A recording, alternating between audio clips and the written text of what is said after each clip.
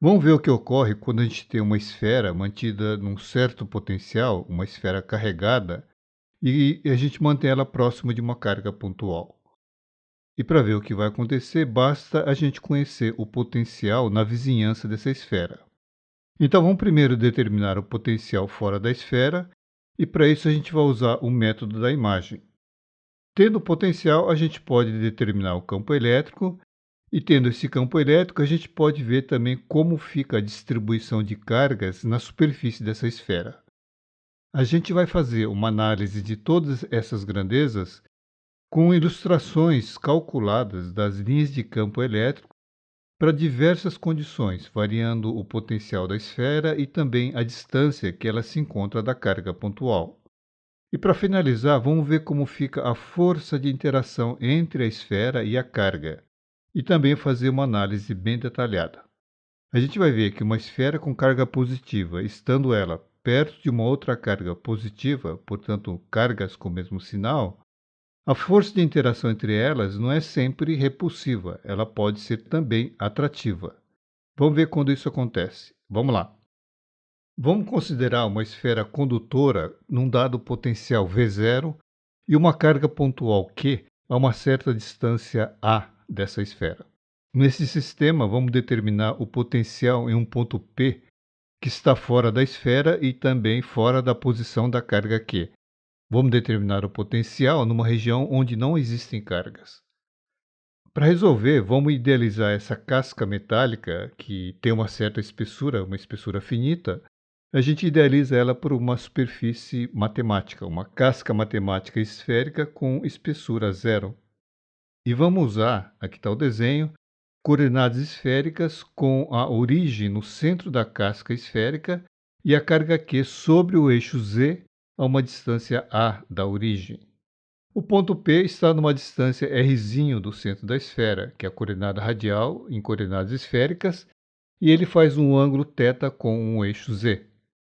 Para resolver o problema, a gente vai usar o princípio da superposição, uma superposição do campo ou do potencial daquilo que a gente já conhece. A gente sabe que o potencial fora de uma esfera com potencial zero e essa esfera próxima a uma carga pontual, o potencial no espaço fora da esfera é estabelecido pela carga real Q e uma carga imagem Qm. Essa carga imagem ela precisa estar numa distância z0 do centro da esfera. O valor desse z0 é dado por R2 sobre A e a carga imagem por menos R sobre A de Q. Ela é uma carga com sinal oposto à carga real e seu módulo é menor que o da carga real, pois esse A é maior do que o raio da esfera. E aqui a carga real e a carga imagem e a esfera com o potencial zero. Bom, uma outra coisa que a gente sabe é que as equipotenciais de uma carga pontual isolada, elas são todas esféricas concêntricas à carga.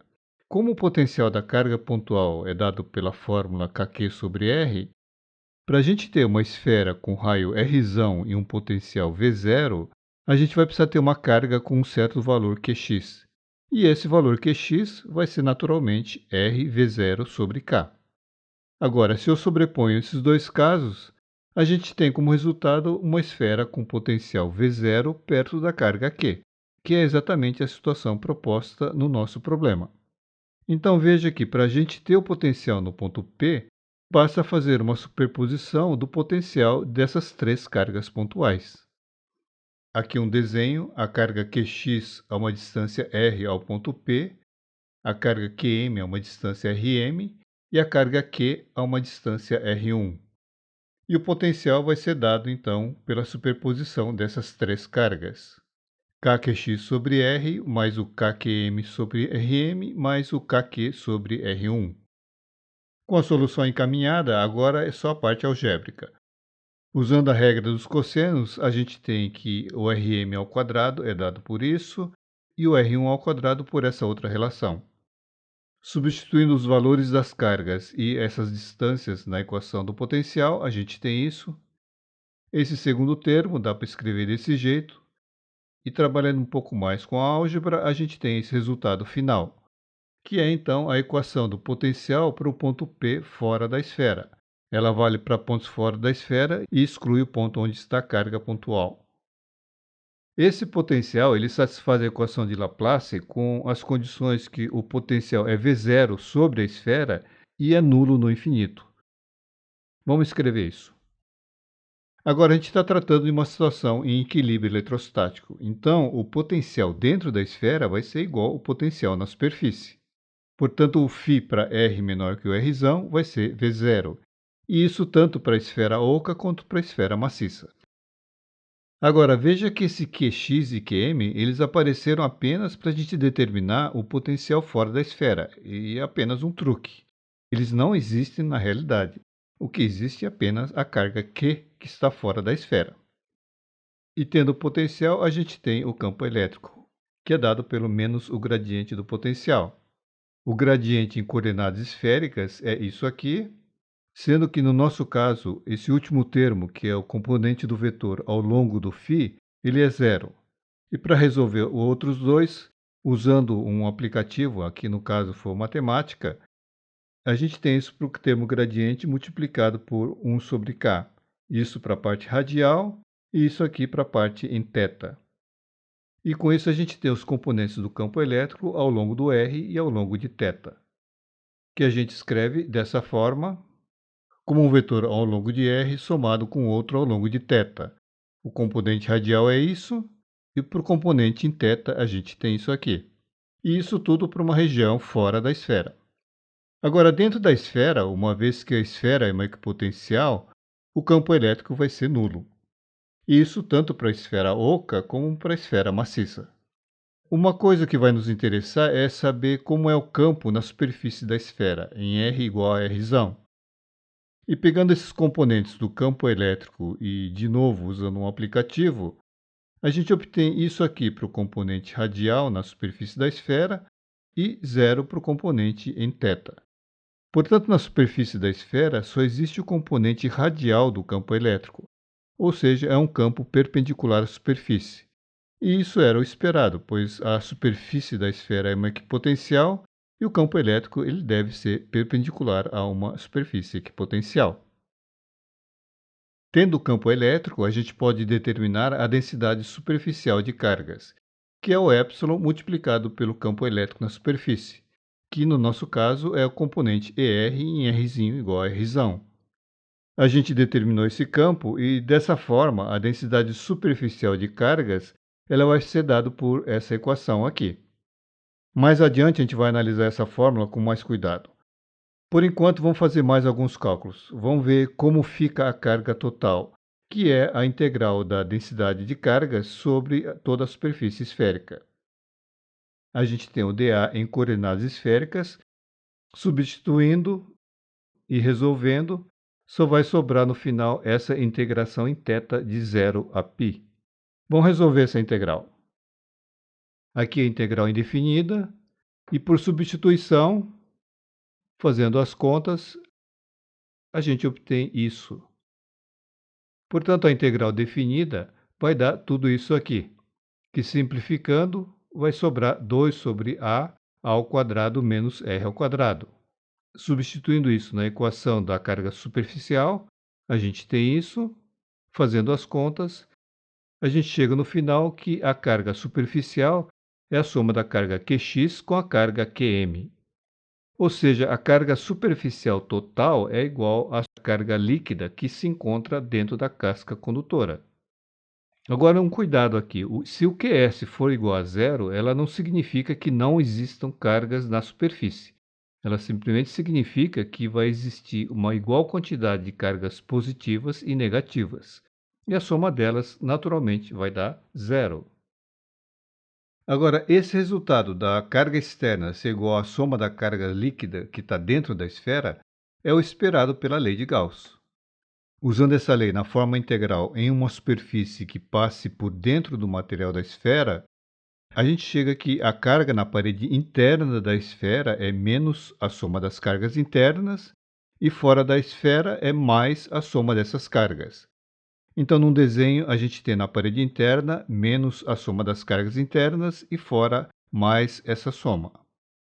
Agora vamos fazer uma análise do que nós obtivemos. E para fazer isso, vamos pegar a fórmula que obtivemos para a densidade de cargas e vamos normalizar ela usando esse beta igual a sobre Rzão.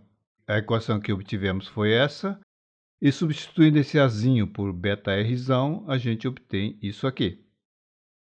Nessa fórmula, esse Q sobre 4πr ao quadrado, que está fora do colchetes, é a carga dividida pela área da esfera. Vamos chamar isso de sigma zero, e a fórmula vai ficar reescrita desse jeito aqui. E aproveitando esse beta, vamos reescrever a carga total na superfície da esfera, que fica desse jeito, Qx menos o Q sobre beta. A gente pode ver que por essas equações do sigma e do Qs, a gente tem uma dependência com o Qx sobre Q e também com o beta. Vamos restringir a análise a um beta igual a 2 e variar o Qx sobre Q. Então, com beta igual a 2, para a carga Qx igual a carga Q, mas com o sinal oposto, a gente tem isso para o sigma sobre sigma zero e a carga induzida. Para Qx igual a zero, ou seja, sem essa carga, que corresponde a uma tensão nula na esfera, a gente tem isso aqui. Para Qx sobre Q igual a 1, ou seja, carga no centro da esfera igual a carga externa, a gente tem isso. E, finalmente, por Qx sobre Q igual a 3, um valor um pouco mais elevado que o caso anterior. E para esses 4 casos, vamos ver como fica o gráfico da densidade de cargas em relação ao ângulo θ e ver também o traçado das linhas de campo, essas linhas calculadas segundo um aplicativo. O gráfico da densidade, para o caso em que o Qx sobre Q é igual a 3, é isso aqui. A curva é praticamente toda positiva, iniciando próximo do zero aí em θ igual a zero. Isso indica que, sendo a carga externa positiva, a gente vai ter essencialmente cargas positivas sobre a esfera. Em ângulos pequenos, a densidade dessas cargas é baixa e depois vai aumentando, e a partir aí de uns 60 graus, a curva vai ficando mais ou menos paralela ao eixo x, o que quer dizer que a densidade de cargas vai se tornando uniforme. Agora, as linhas de campo ficam assim. Essa região com um ângulo pequeno é esse lado direito da esfera, é o lado que está faceando a carga pontual. E esse com um ângulo θ grande é o lado esquerdo. Repare que as linhas de campo da esfera e da carga, elas se repelem, ou seja, a esfera com carga positiva e a carga pontual sendo positiva, elas vão se repelir.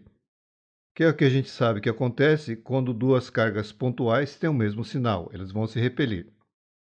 Agora, se o Qx for igual a Q, vai ser parecido com o caso anterior, só que a carga central vai ter um menor valor.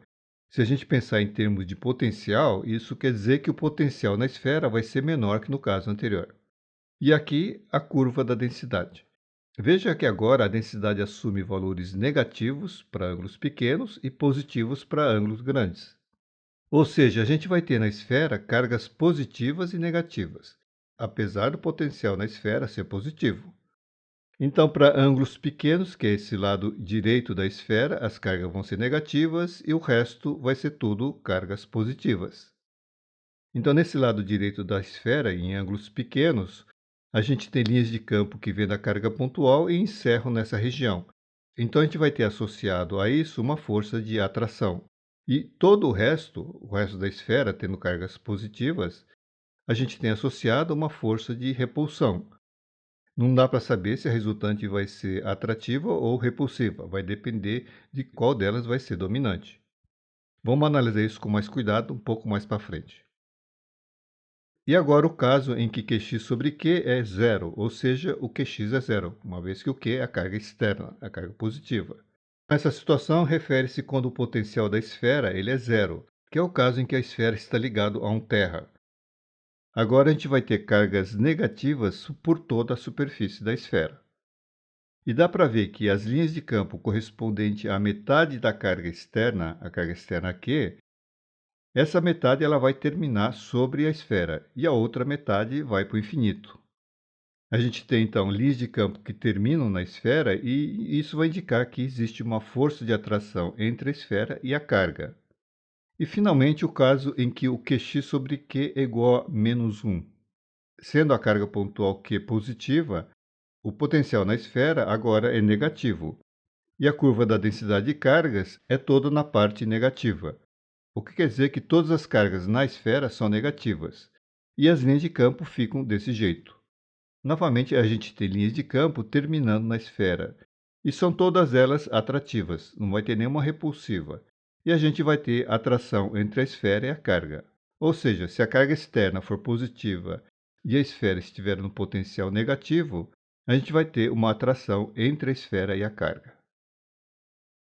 E aqui revendo todos juntos. Usando então uma carga externa pontual positiva, essa figura aqui é para o caso do potencial da esfera ser positivo e uma tensão relativamente elevada. Reduzindo a tensão, fica desse jeito. É onde começa a aparecer cargas positivas e negativas na esfera. E diminuindo ainda mais, a gente vai ter apenas cargas negativas sobre a esfera. E isso continua caso o potencial da esfera fique mais negativo. A gente vai ter apenas cargas negativas sobre a esfera. Vamos escrever tudo isso. Então, com beta igual a 2, e sendo a carga externa positiva, a gente viu que as coisas variam conforme o valor da carga Qx, que é a mesma coisa que dizer que a gente está variando o potencial da esfera. Caso o potencial da esfera seja positivo e elevado, a gente tem apenas cargas positivas na esfera. Agora, se for positivo e mais não muito elevado, vão surgir cargas positivas e negativas. E se o potencial for zero ou for negativo, a gente vai ter apenas cargas negativas sobre a superfície da esfera. E, naturalmente, tudo isso se aplica para o caso em que a carga externa é negativa. O único cuidado que tem que tomar aqui nas equações é que o sigma zero ele assume valor negativo. E, nesse caso, a esfera com potencial muito negativo, eu vou ter apenas cargas negativas na esfera. E se o potencial for negativo, mas moderado, a gente vai ter cargas positivas e negativas. E se o potencial for zero ou positivo, a gente vai ter apenas cargas positivas na esfera. Tendo essa visão das linhas de campo e a distribuição de cargas, vamos agora calcular a força que existe entre a esfera e a carga pontual. A força na esfera tem a mesma magnitude e sinal oposto à força na carga pontual. E ela é devida à interação da carga Q com todas as cargas na superfície da esfera. Vamos usar esse desenho para ver como é essa interação.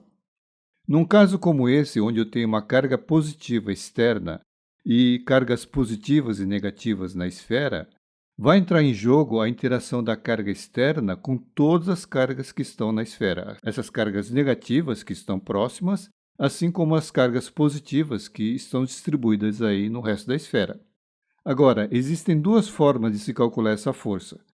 Um primeiro método seria utilizar a força em um elemento de área dA, cuja magnitude é dado por sigma ao quadrado sobre 2ε0 dA.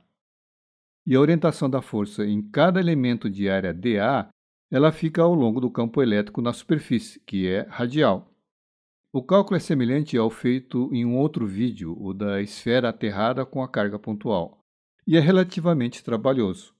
Vamos usar um método mais simples, que é usando a distribuição de cargas pontuais que a gente usou aí para determinar o potencial. E como nós vimos nesse vídeo mencionado, o resultado pelos dois métodos é exatamente o mesmo. Aqui eu tenho o desenho da distribuição das cargas e a gente quer saber a força nessa carga Q que está na coordenada A. E essa força é resultante da interação da carga Q com a carga Qx e Qm. E fica desse jeito aqui, sendo o vetor R o vetor posição da carga Q e o vetor Rx e o Rm, respectivamente, os vetores posição da carga Qx e da carga Qm. Fazendo as contas e usando que o Qm é menos R sobre Q, a gente obtém que a força é ao longo do eixo Z e sua magnitude dada por essa equação. Essa magnitude ela pode ser simplificada e ela fica desse jeito aqui. Então, se o Fz der um valor numérico negativo, o vetor vai apontar ali para a esquerda na figura, é uma força de atração. E se der positivo, vai apontar para a direita, ou seja, é uma força repulsiva. Para fazer uma análise, vamos reescrever esse Fz em termos do beta, e vamos deixar ela desse jeito aqui. E agora vamos fazer uma análise dessa força em relação ao beta, e para diversos valores da razão entre Qx e Q. E aqui a gente tem o gráfico da força em função da distância relativa da esfera à carga pontual. Essa linha pontilhada em beta igual a 1, ela se refere ao raio da esfera. A carga pontual só pode assumir posições à direita dessa linha.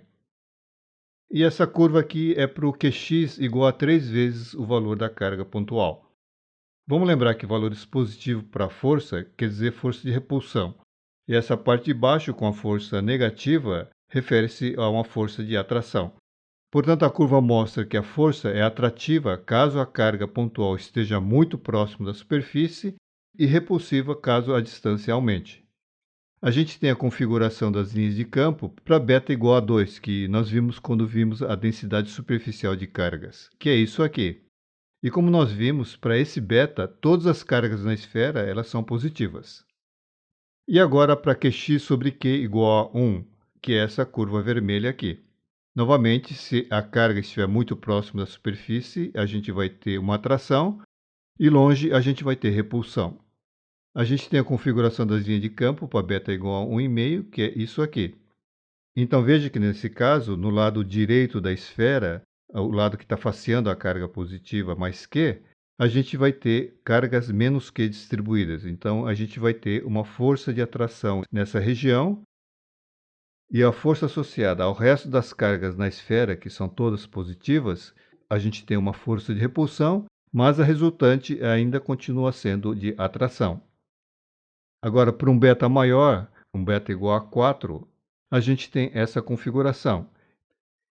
E essas linhas de campo refletem a força repulsiva que vai existir entre a carga e a esfera. Continuando no gráfico da força, se o Qx sobre Q é igual a zero, ou seja, a esfera tem potencial zero, a força é puramente atrativa. E para beta igual a 2, a gente tem essa configuração de linhas de campo que nós vimos anteriormente. E com Qx igual a menos a carga Q, sendo a carga externa positiva, o potencial na esfera agora é negativo. E para beta igual a 2, a gente tem essa configuração de linhas de campo que nós vimos anteriormente. E nesse caso, para qualquer distância que a gente tenha entre a esfera e a carga pontual, a força vai ser sempre atrativa. E com a carga externa positiva, a gente vai ter sempre cargas negativas distribuídas na superfície da esfera, igual ao caso anterior com Qx igual a zero. Escrevendo então o que nós vimos, se a carga externa for positiva e a esfera tiver um potencial positivo, se elas estiverem muito próximas uma da outra, a gente vai ter uma força de atração. E à medida que a gente vai aumentando a distância, a força vai se tornando repulsiva. Com a carga externa positiva, se o potencial da esfera for zero ou tiver um valor negativo, a força vai ser sempre atrativa. E nesse caso, a gente tem apenas cargas negativas distribuídas na superfície da esfera. Agora, se a carga externa for negativa, vai ocorrer a mesma coisa, só que de modo espelhado. Então, com carga negativa externa e o potencial da esfera com o potencial negativo, vai poder ocorrer atração ou repulsão, dependendo da distância entre a carga e a esfera. Se ela estiver muito próxima, elas vão se atrair, e se estiver muito longe, elas vão se repelir.